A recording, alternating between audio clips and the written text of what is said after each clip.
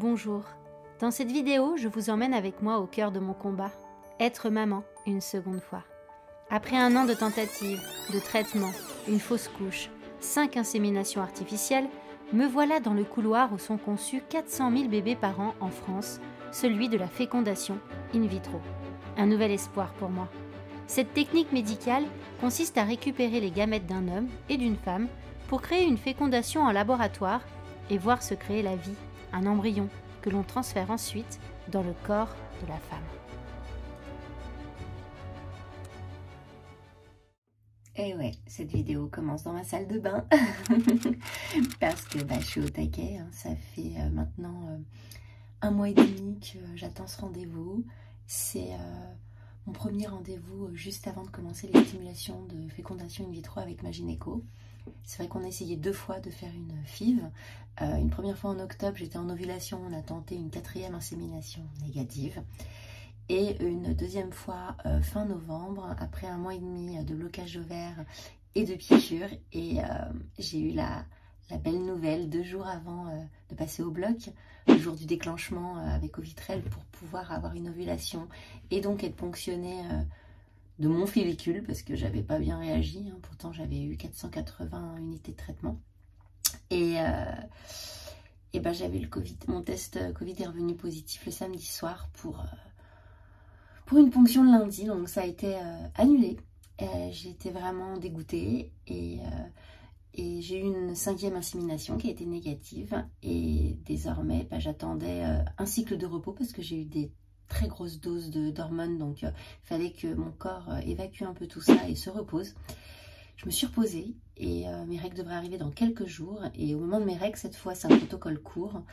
Je vais commencer les stimulations pour une nouvelle ponction. Donc on croise les doigts et trop hâte de ce rendez-vous qui va établir le protocole. Elle va me dire exactement quel traitement je vais prendre, quel jour, quand vont être les échographies, les prises de sang. Donc comme c'est nouveau, que c'est différent de la dernière fois, je vais découvrir encore et je vais partager ça avec vous.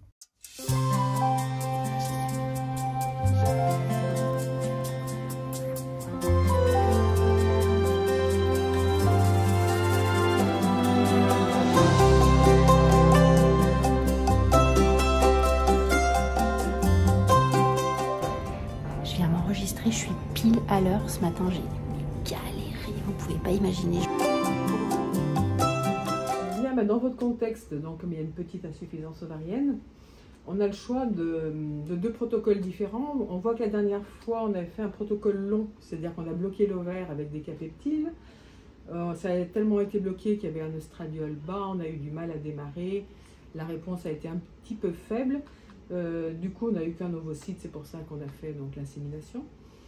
Donc là, maintenant, on a 2 possibilités. Soit on refait pareil en se disant d'un cycle sur l'autre, c'est variable. Mais en pratique, j'aimerais mieux essayer autre chose, c'est-à-dire un protocole plus court, qui a l'avantage d'être rapide, mais l'inconvénient des fois où la cohorte est asynchrone. C'est-à-dire quand on va démarrer, il y en aura des gros, des petits.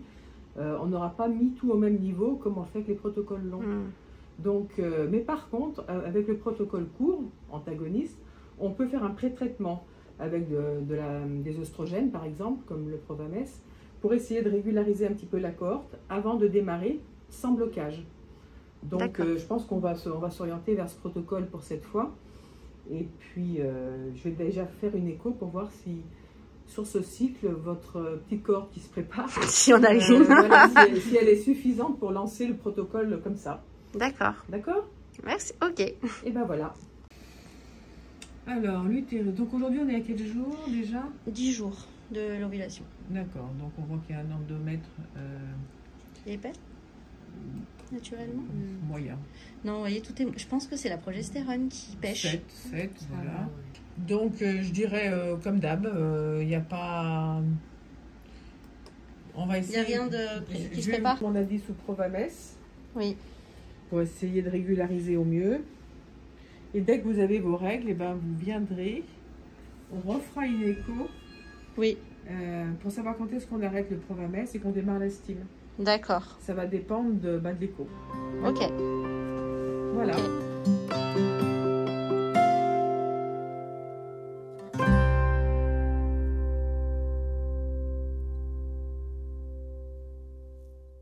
ce matin, très étonnamment, je ne suis qu'à 12 jours après l'ovulation et je me réveille avec mes règles. Alors évidemment, ça tombe un dimanche, le seul jour où je ne peux pas appeler le secrétariat pour prendre rendez-vous pour l'écho. Donc ça va peut-être repousser. En fait, ça fait que 2 jours et demi que je prends le traitement qu'elle m'a donné pour préparer l'utérus. Ça sert aussi à optimiser la qualité des ovocytes apparemment et ça a de très très bons résultats, notamment sur les insuffisances ovariennes pour qui des fois, donc non seulement le stock pêche mais aussi la qualité.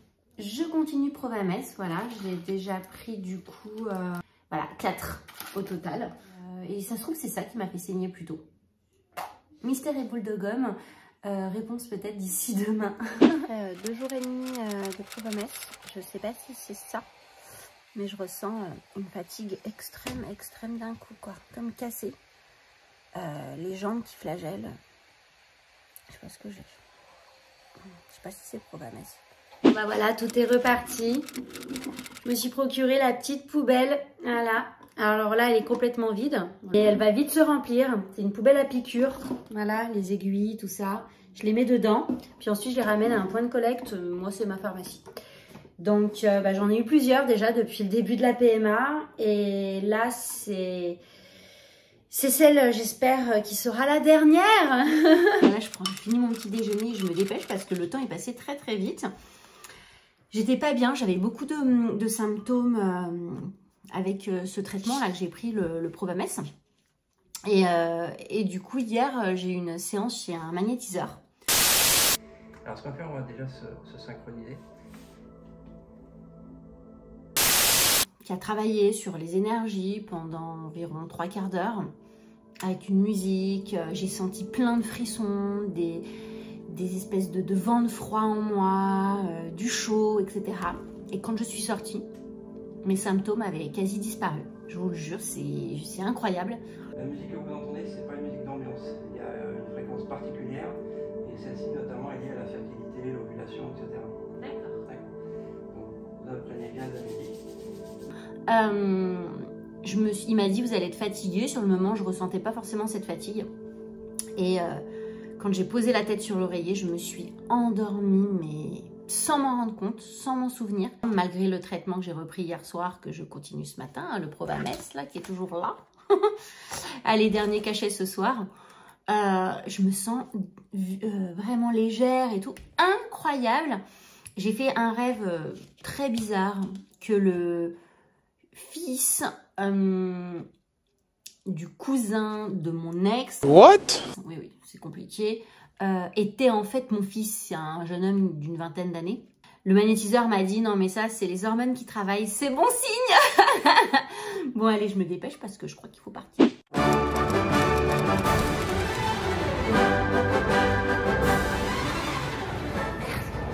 Je suis où? Je sais pas où. Non mais je m'en perds dans les couloirs. Ça m'est jamais arrivé de me perdre comme ça.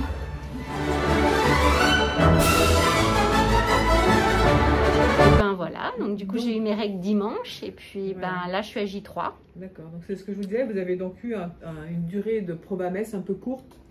Oui. Donc on va voir avec l'écho si, si on a suffisamment synchronisé les ovocytes et si le petit kyste a disparu.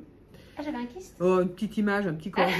J'étais pas au courant. Voilà, ça n'a pas beaucoup d'importance.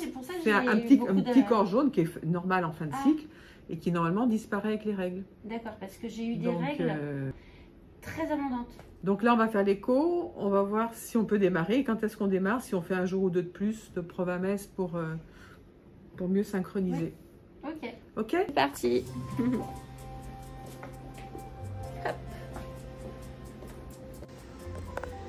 Donc là, on a l'utérus normal, d'accord? Et maintenant, donc là, c'est l'ovaire droit. Là, il y a une petite image dedans. Voilà, et à gauche, il est là, l'ovaire gauche. Donc l'image kystique dont on parlait tout à l'heure, elle a disparu. D'accord. Par contre, il y en a un là, bon. Des petits trucs. Il y a des petits trucs qui dorment. Ok? On va réveiller. Donc Provamès encore aujourd'hui. Vous arrêtez demain mercredi et vous commencez les piqûres jeudi. Voilà, et on se revoit 6 jours après. Ok. D'accord? C'est parti. D'accord. Donc là, on va repartir avec Purégon. Alors, moi, j'ai presque le réflexe de vouloir mettre plus. Hein. De 250, oui, je sais pas, comme vous le sentez. La seule chose, c'est que chez vous, la dernière fois, on a fait les doses massives et ça n'a pas répondu mieux. Je dirais même plutôt moins bien. Donc, est-ce que ça vaut le coup de commencer doucement, puis au fur et à mesure des échos augmenter? Si on commence doucement, en fait, c'est les premiers jours où on recrute. Ouais, c'est ça. Donc, il vaut mieux taper fort et diminuer. Que si on va doucement, on en recrute un, puis après un deuxième. Et c'est comme ça qu'on a des follicules asynchrones, comme on dit. Donc, ce qu'on peut peut-être faire, parce que 300, c'est une dose moyenne aussi, hein, c'est pas majeur. Ah oui, oui, oui. Oui, ça va. Plus 300. Ouais, moi, je démarrerais quand même les 6 premiers jours avec 300. Parce que là, on voit qu'ils sont petits quand même. Ouais, bah, comme d'habitude. D'habitude, j'en ai pas. Donc là, j'en ai quand même, c'est déjà ça. Il faut les réveiller. Et voilà, je suis ressortie du rendez-vous avec mon protocole complet qui sera ajusté au fur et à mesure des échographies et des prises de sang. Au revoir. Allô?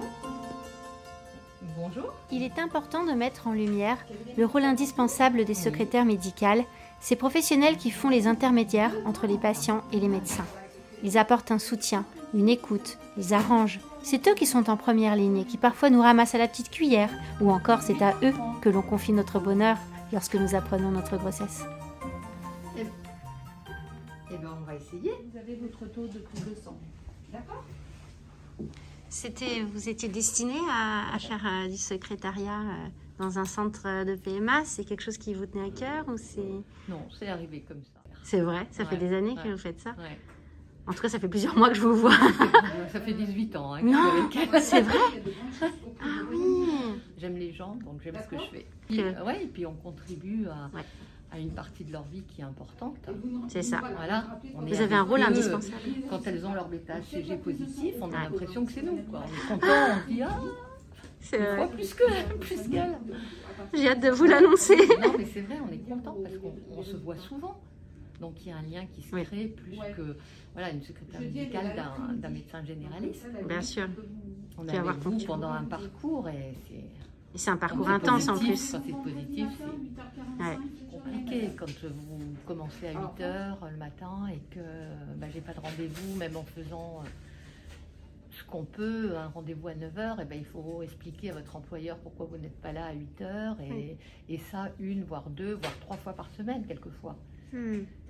Et c'est peut-être aussi compliqué de trouver le rendez-vous que de se piquer tous les jours. C'est même plus compliqué. Parce que voilà, c'est galère quand on travaille de venir faire une écho. Ouais, c'est ça. Donc essayer d'arranger un peu tout le monde et c'est pas facile. On essaye, on fait au mieux, c'est pas facile.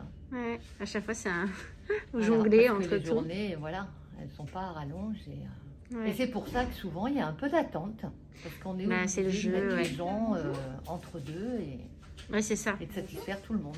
Et donc quand on sort de rendez-vous, on a la pharmacie qui est juste à côté et qui permet de récupérer tous les traitements.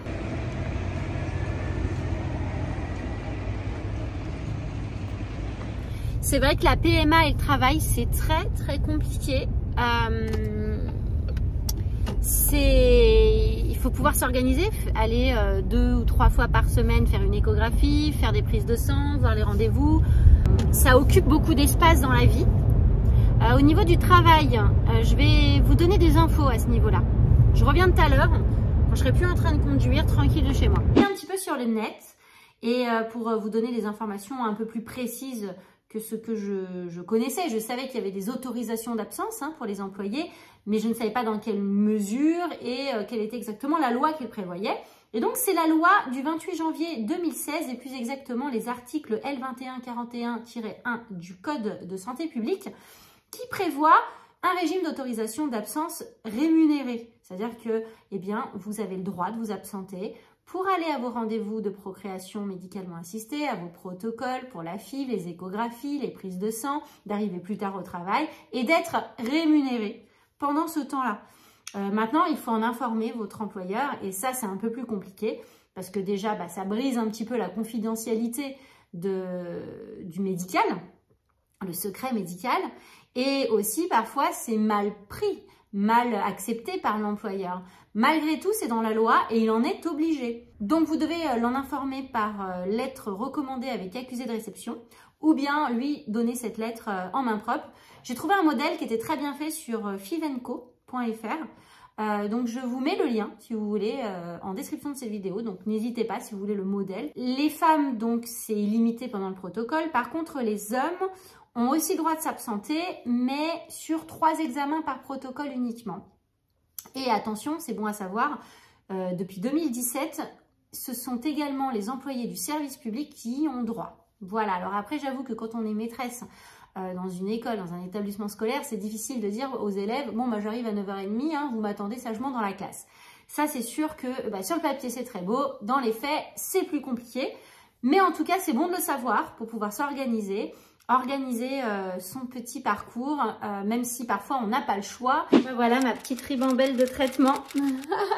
Elle est là. C'est pas rien. Et là, j'ai encore oublié les ovules de progestérone qui sont là-haut, que j'ai déjà rangé dans ma table de nuit.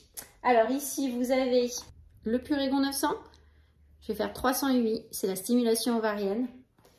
Vous avez ensuite... L'orgalutran va servir à bloquer l'ovulation pour pas que ça parte en vrille et que ce soit trop tard et que les follicules se soient barrés en gros. Il y a le Provamès que j'ai pris donc les 5 premiers jours pour préparer l'utérus. Voici les seringues aussi que j'ai achetées puisque c'est pas remboursé en plus. Oula, Decapeptyl qui est ici, qui va servir à faire une double ovulation avec l'Ovitrel qu'on met en général. Donc ça, c'est au moment de l'ovulation. J'ai évidemment les compresses, les lingettes désinfectantes, les vitamines. Moi, je prends du Gestarel. Je sais que c'est assez controversé. C'est pas ce que donne ma gynéco en général, mais moi, je trouve que ça me va bien. Le stylo pour pouvoir faire les piqûres de Purégon, c'est très simple. Je vous montrerai. Ça paraît très simple comme ça. Mais bon, quand on est habitué, là, je commence à être habituée après 10 mois. Ça va aller. Bon, allez.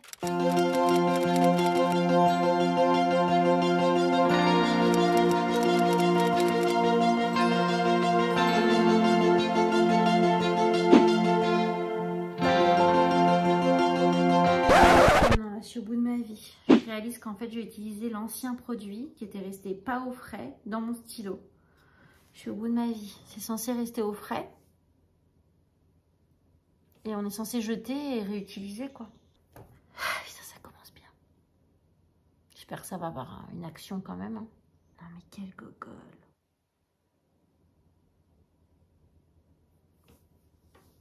Alex, tu crois que ça craint? Je me suis mis un truc qui date d'il y a 1 mois et demi, qui était pas frais, qui était ouvert, qui était déjà dans le stylo, quoi. Merde. En même temps, j'ai l'impression qu'il y en a 900 dedans. Allez. Bon, bah, je jette du coup, et puis on voit bien que le frais, c'est pas pareil. Hein.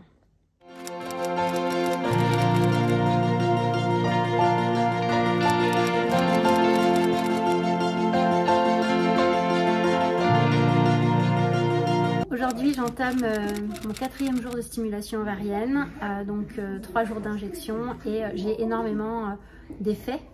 J'ai un ventre énorme. On dirait que je suis enceinte de 6 mois, quoi. Et aussi, je suis un peu essoufflée, enfin, ça tire fort. Mes seins aussi, ma poitrine me lance, donc je pense que c'est bon signe. Et bon, bah, ce soir, je suis au bout de ma vie.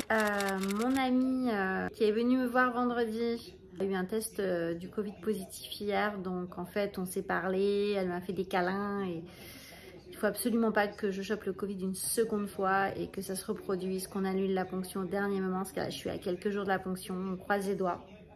Mon test à moi était négatif, mais bon, des fois il y a plusieurs jours d'incubation, donc on croise les doigts. Voilà, tout ça pour dire que les parcours de fécondation in vitro, on n'est jamais sûr de rien jusqu'au dernier moment. Et voilà.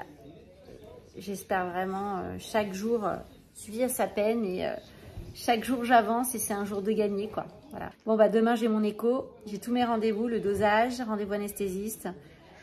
On y est presque. Réveil, je suis un peu au taquet là. Verdict tout à l'heure, combien de follicules ont poussé? Je sens, j'ai eu des petites pertes de sang, un ventre assez dur au réveil, donc pour moi il y en a plusieurs maintenant. combien. J'ai fait un sondage sur mon compte et pour l'instant, la plupart a répondu 3. Et c'est ce que je pense. Je pense qu'il y en a 3. Allez, verdict dans 1h30, quoi.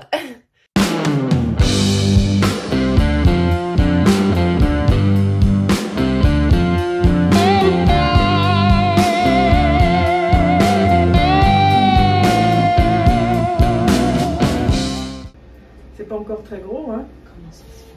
Ah, vous inquiétez pas, c'est encore... Donc il y a celui-là et puis un autre petit ici, là. Et donc le plus gros, c'est celui-là. Celui-là. D'accord. Celui-là. Vous en vouliez Je plus? suis déçue. Ah, Bah, c'est déjà encore un peu petit, plus hein. gros que ça, quoi. Bah, D'habitude, après Non, 5 non. jours de steam, je suis un peu plus non, que vous ça. voyez, on le voit là. Alors c'est sûr qu'en fonction du grossissement, ça fait pas le même effet. Mais oui, si, c'est ça, il est autour de 7. Il n'y en a pas encore à 10. Donc il faut maintenir et il faut même peut-être augmenter un tout petit peu. Mais il faut quand même booster un peu l'ovaire. Et Recovel, l'intérêt par rapport à Puregon, par exemple, c'est que ça ouvre le spectre des FSH. Et que plus on a des FSH de nature différente, plus on a des chances de taper avec la bonne. Ouais. Donc c'est peut-être plus pour, non pas pour faire plus d'unités, mais pour avoir un panel un peu plus large. Bon, je file dans le bâtiment à côté chez l'anesthésiste. J'ai envie de pleurer, je suis un petit peu déçue. Mais allez, on y croit pour la suite.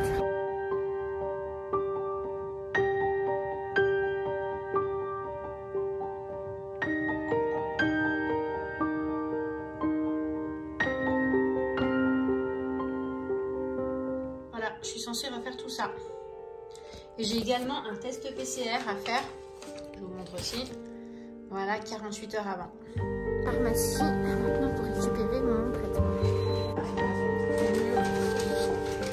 La procréation médicalement assistée n'est pas un long fleuve tranquille. C'est souvent un véritable ascenseur émotionnel, avec des hauts et des bas.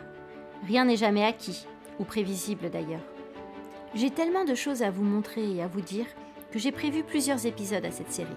Dans l'épisode numéro 2, vous y trouverez l'entretien avec la coordinatrice et l'aspect administratif pour la constitution du dossier, l'interview avec le biologiste, la visite du laboratoire, ce lieu sacré où se crée la vie, les difficultés rencontrées aussi pour réussir à concilier vie professionnelle, vie personnelle et PMA, ainsi que la fin de la stimulation. Mes follicules vont-ils continuer à se développer? Vais-je réussir à aller jusqu'à la ponction? Je vous raconterai tout dans l'épisode 2.